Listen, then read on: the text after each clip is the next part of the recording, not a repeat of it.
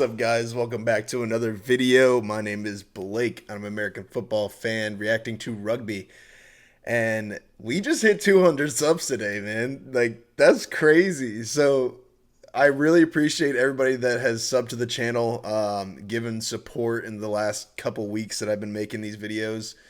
It gives me the motivation to keep making them. So, if you want to subscribe to the channel, please do that. Leave comments on anything else you guys want me to react to. I still have a long list that I'm trying to get through.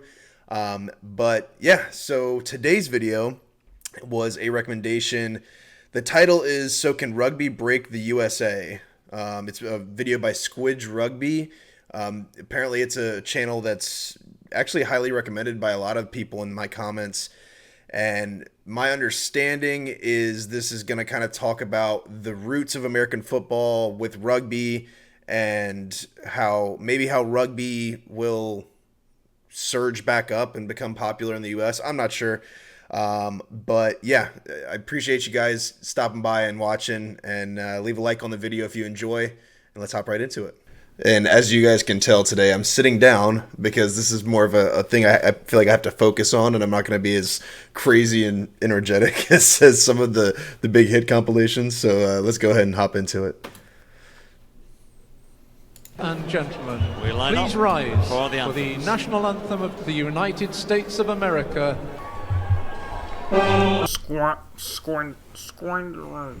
You can sum up South Africa's relationship with rugby with this clip. New Zealand's with this. If you want to describe the USA's relationship to rugby, you're probably best looking here. I mean, look at it.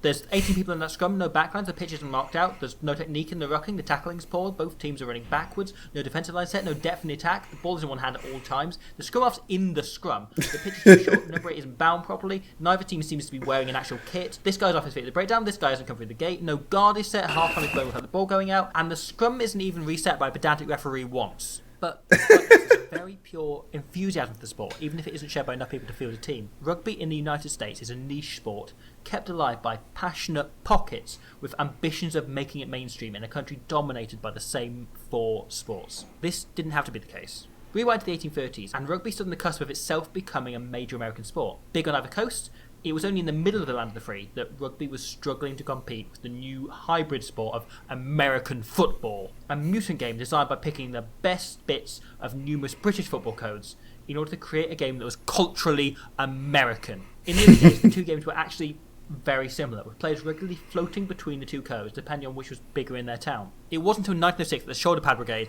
legalised the forward pass and the two sports started to drift apart like two teenage boys who were best friends until one of them went and got the... And so one history thing about American football that I've talked to some of my foreign friends about is the reason it's called football is because back in the day it did count kicking was a lot more like rugby, where it was kind of an on-the-fly type of kick, and that the point system was more surrounded in the kicking game and not so much in a touchdown or a try, of what you would call a try. So yeah, it's American football has changed a lot, and it's still changing. There's still rule changes like every year, mostly really niche things like just penalties and little tiny things that sometimes they'll get rolled back or added new rules, stuff like that. That's a different story. The nose pierce and got really into My Chemical Romance. Contrary to the transatlantic narrative, it wasn't a split on bad terms. The pair simply hit a point where they didn't have much in common anymore. However, before they hit this point, you had a situation in which one sport was trying to expand outwards and the other expand inwards, which was when rugby hit one particular snag: amateurism. Until 1975, it was against the International Rugby Board's code of conduct to pay players actual money for playing rugby. So the athletes who chose rugby had to do it just for pride, fun, and broken bones. America being America, however, what would become the NFL had no such rule. Dollar signs bursting from the eyes from day one. This gave the best players a choice: play rugby for love or play football for money. For the best US rugby players, it was a bit like having a choice between paying to drink Coke or being paid to drink Pepsi. Given the chance to earn money playing a game a lot like the one they loved, the best players on either coast jumped ship to somewhere without ships. The crowds followed, and so, by the turn of the century, rugby was lost to America.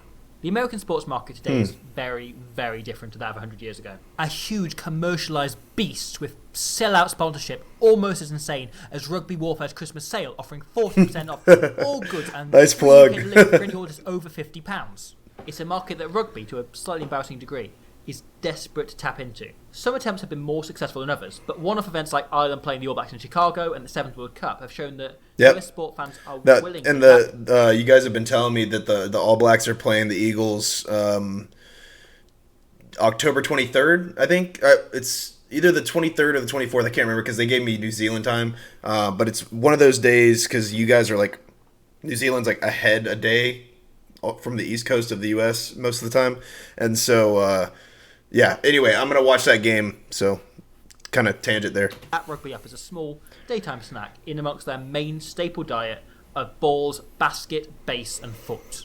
But if there's one thing we know about Americans, it's that they have an appetite. So this year saw the launch of Major League Rugby, an attempt to create an extra meal in the American day. And whilst the league's first season wasn't exactly a huge nationwide event, we know the US public can't exactly be trusted to make sensible decisions en masse. So instead it's the more localised impact that MLR had.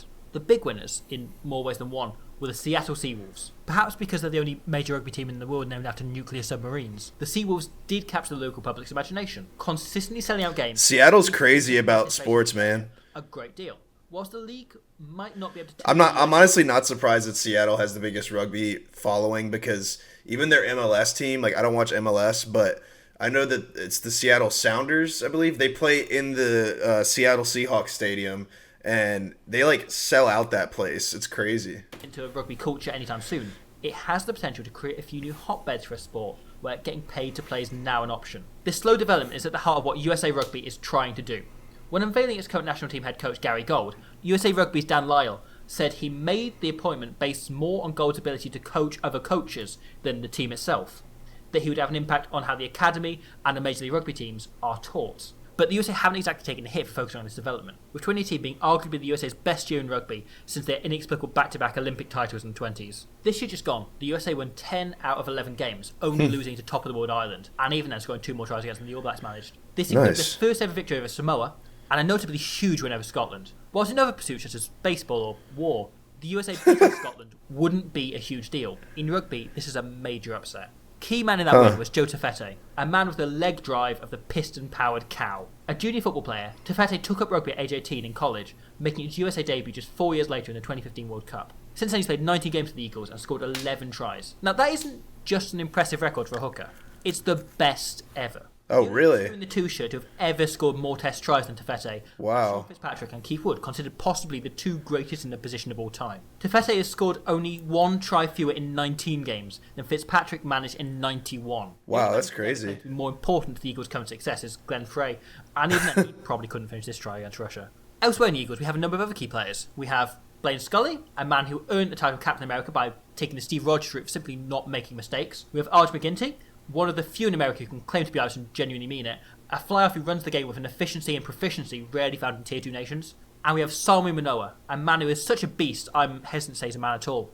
There's also a man in their squad called Sam Wuching. I've got no idea if he's any good, but I'm just delighted by the fact there's a man out there called Sam Wuching. For the first time ever next year, the USA will be heading into a World Cup with the majority of their squad being full-time professionals. Having been drawn in the pool of death with England, Argentina, France and Tonga, it's hard to say whether the USA will be able to compete with probably not consecutive top-tier sides, desperate to squeeze points out of them week on week on week. But you'll be unlikely to see any 60-point blowouts like happened in 2015. The State's now a team who will always give you a game. This is probably the strongest the USA have ever looked a year out from a World Cup. And a good showing in Japan could be exactly what World Rugby needs to make their wooing attempts seem a little less embarrassing and a tad more reciprocated. Because though they're unlikely to win the World Cup, you can bet the USA will have the correct number of players in the scrum, solid technique in the ruck, a backline, defensive line set, the knowledge you should really run forwards, depth and tact, a number 8 who binds properly, a scrum half who stays out the scrum, and an actual kit, while still thriving off that core, pure enthusiasm for the game from those select few who allowed a sport that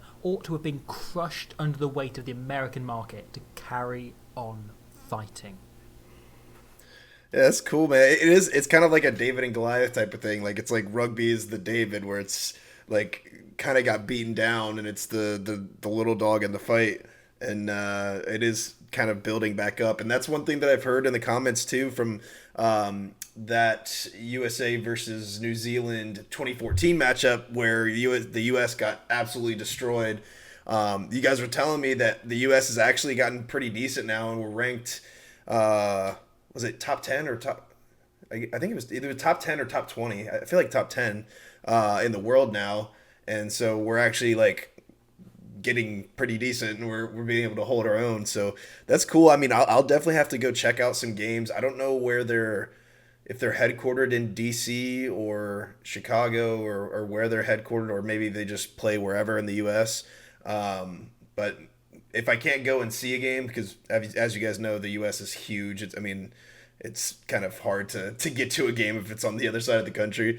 But I'll definitely watch some for sure on TV. And even I talked about doing a live stream as I watch a game in real time. I can ask questions, ask about the rules with you guys, and yeah, just kind of hang out and have a good time. But if that's something you would like to see, let me know in the comments. Again, any other suggestions, let me know. Leave a like on the video, subscribe to the channel. We just hit 200. Let's get on to 300. Let's do it.